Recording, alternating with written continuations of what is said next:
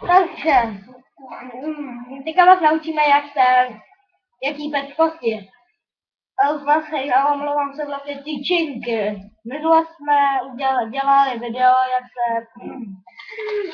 Kurva, běžte pryč. Jak se kurva fajčí tyček, no. Tohle je za kučat. A to teďka jíme se.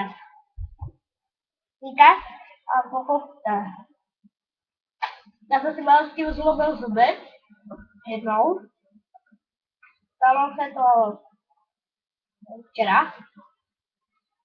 A to jsem žral zrovna tyto tyčinky. A tentokrát nahrávám jenom já tohle video, protože Dominik něco dělá druhý, který se jmenuje Dominik, něco dělá s moukou.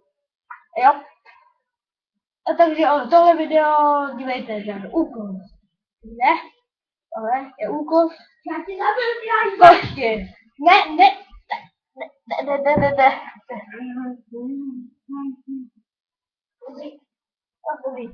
To má jenom sranda. A příště ho zabiju. Ne. Možná, jestli bude moje náhoda, to bude. Ne, tohle bylo jenom faleš.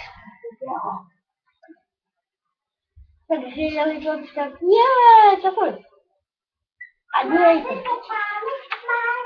Jasně, dívejte, tohle je který má rád. Úplně. Ty jsi piča, ty jsi skoupil ten vánoční stromeček.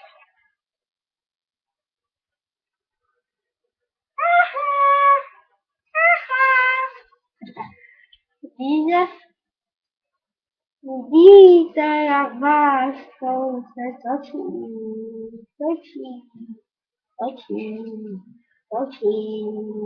A na září končí tohle video, takže už mě to nebaví.